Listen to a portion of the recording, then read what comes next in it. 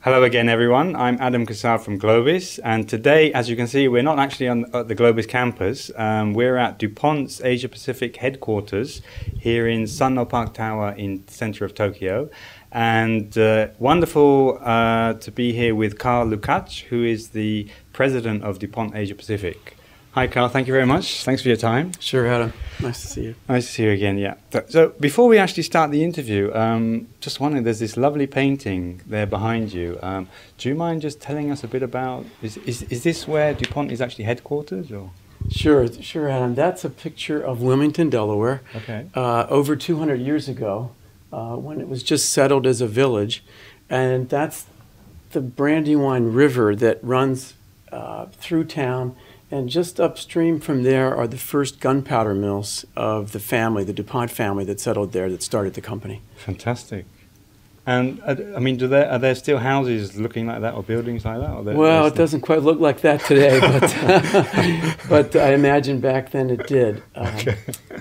It was a Swedish settlement, and you can see the sailing boats there from Europe, and that's Amazing. where it all started. Amazing. Thanks very much. 210 years ago. Thank you. 210 years. Mm-hmm. Wow. So, Carl, let's just jump into first question. What brings you to Japan? I mean, you've been here quite a long time, I think. Yes, on and off for 10 years. I have the honor, I guess I should say, of heading up DuPont's business in East Asia from here in Tokyo. I've been here on and off for 10 years. Back in the 90s, working for DuPont Japan, and then back in other locations of DuPont, and came back 4 years ago here to head up East Asia. Okay. And during that time, have anything sort of surprised you about the way business is done, just everyday life, you know, going to the post office or paying bills or anything like that? The difference between the two? Yeah. Well, I mean, Tokyo, it looks a little different. It's a little higher tech. There's a lot more buildings. But the really good parts of Japanese culture and the people and the way of doing things hasn't changed at all, which I'm very happy about. It's wonderful to be here. Can you give an example of what you like about? There's a certain genteel way of going about daily life here that is very attractive and interesting from a cultural standpoint. And then in business, of course, it takes a little bit longer, but is very much based on trust and relationship, which I find very compatible with me personally and with our company.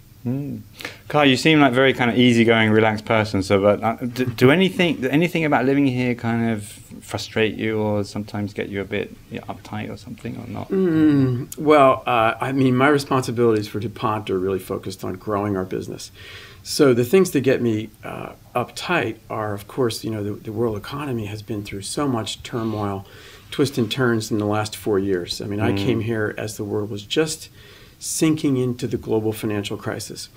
Fortunately, we came out of it very strong and emerged as an even stronger company. And now, 4 years later, we find ourselves, you know, facing the European sovereign debt crisis and the impacts of that around the world, and now in China, which is, of course, a worry for us. So those are the sorts of things that keep me up at night. So can you tell us a bit more about your job, and you know what's a typical kind of day or week for you? Yeah. Okay, sure.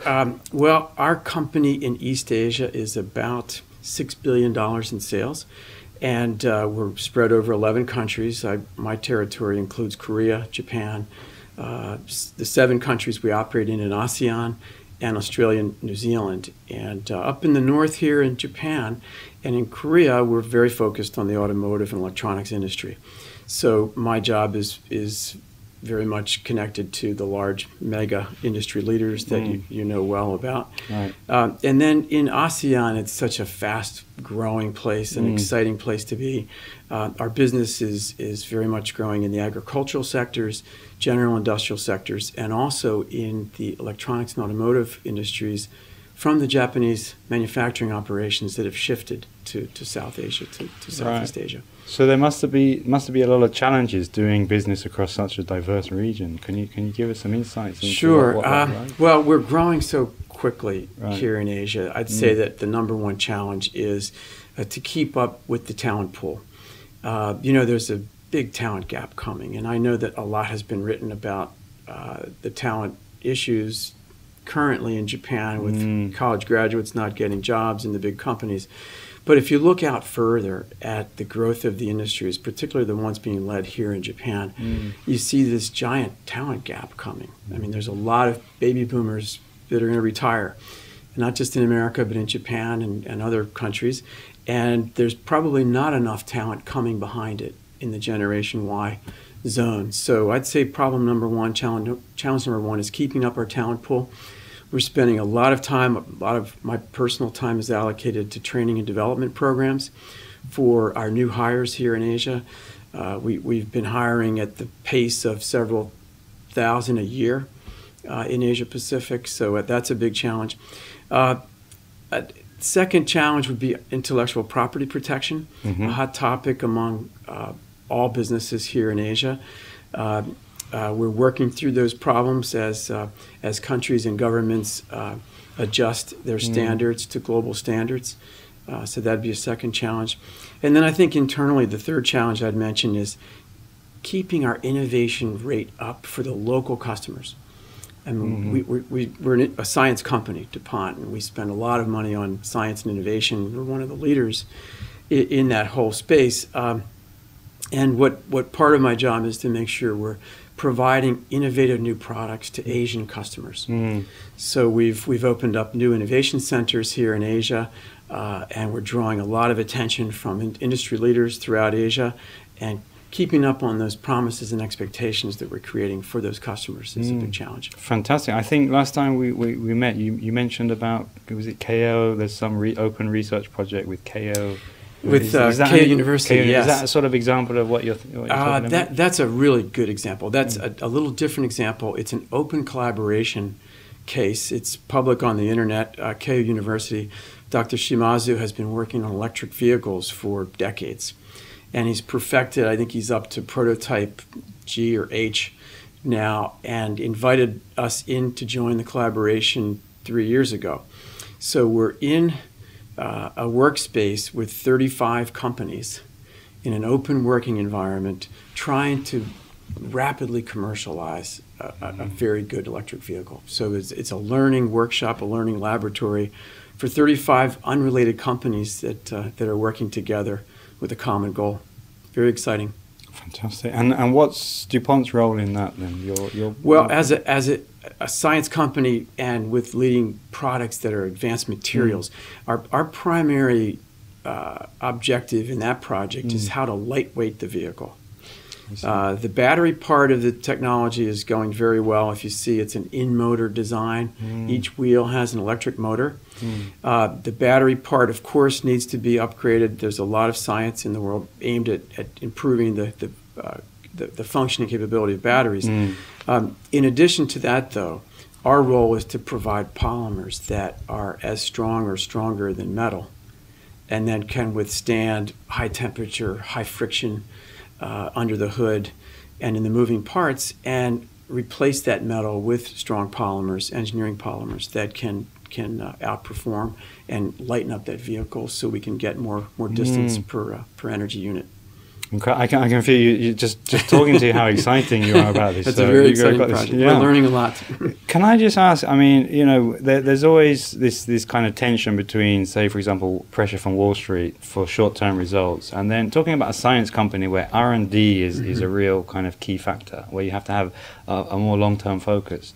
How does DuPont, or how do you balance that kind of tension? Well, it's always a challenge. It's particularly a challenge back at headquarters. But I'd say, that term Wall Street can be a bit misleading. Let's dissect it into longer-term investors versus traders. The longer-term investors know us as a science company, and they're putting their money in a company and giving us, the management team, time to commercialize an idea to commercial product. For us, that takes a number of years. Right. So an investor has to have an investment horizon of 3 to 5 years, at least, in some cases much longer. It's for these ideas to actually get perfected. That part of the equation we're totally comfortable with, and I think the investors in our stock are very comfortable with. There's a whole nother group. I've heard estimates of 40 or 50% of Wall Street investors are the short-term traders, those that are looking for changes in valuation of our stock because of some news, some short-term news. Either a competitor did this or we did that, and they're moving in and out of the stock very quickly. It's very tough to satisfy those kinds of investors with short-term goals, but wrap it all up. Those are the rules of the game. I think we do a pretty good job at it, and we're very committed as a management team to meet our commitments, the commitments that we make to our investors. Good, thanks very much. Now, I know, as a kind of conglomerate in the true sense of the word, making everything from, I think, agricultural seeds to, as you mentioned, materials for electronic vehicles, high-tech electronic, and even, I think, the spacesuits that were used on the moon, when the astronauts landed on the moon. Could you just, in terms of agricultural seeds, genetically modified seeds, there is a lot of kind of bad press about, the dangers and so on. Do you have, excuse me, what's your kind of view on that? Or? Well, we're supporters of genetic engineering and biotechnology, the use of biotechnology skills. Let me paint the picture this way. When I went to university a long time ago, the biology department was at one end of the campus, and the chemistry department was at the other end, and the students even looked different. The chemistry students had the long lab coats and the slide rulers. The biology students were in shorts and boots and had petri dishes. Today, I think those two sciences have converged, aided by computerization, the age of digitalization. We can work at the nano level, at the molecule level now. And DuPont is an absolute leader in that convergence. So if you look at DuPont as from seeds to astronaut suits, how does this all fit together? It's this convergence. And we have basically three pillars of business. We've got our agriculture and nutrition businesses, including seeds, and yes, including some genetically modified seeds. But another pillar of business that's advanced materials. And what's happening is the genetics and technology in biology is crossing over into the materials world. And we're leading that crossover. So, a long-term goal of the company is, can we produce materials, polymers, chemicals from biological sources and reduce our world's dependency on the petrochemical feedstock routes? Certainly in the case of reducing our dependency on fossil fuels. We have large programs in biofuels, but also in the case of chemicals, of petrochemicals. We have very large research programs underway in biomaterials. We have polymers in production today that are made from cornstarch, for example. So that's the whole spectrum. This is another new area of science that we think can be used. We are using it as a way to improve living standards and feeding the world, the needs around feeding the world, and providing enough energy for the world, and providing protection for people and the environment. Thinking about this constant drive for innovation and kind of change and new products and so on, I think you've also set up some very successful joint ventures in Asia. I think I think over 15 here in Japan. Yeah, here in Japan, over 15, right? And there's a lot of stories about how hard it is to do business with Japanese companies and so on, and all the things that can go wrong. But I think they've actually been very successful. Do you have any tips or kind of secrets about how you've made the right choices and managed to manage the relationship well? Sure. I get that question a lot, because the truth is that foreign company joint ventures with Japanese companies, if you look historically, the average life of those enterprises is usually around 5 or 6 years before they end up in divorce. And ours are 30, 40, and 50 years old. So people ask me, what's the secret?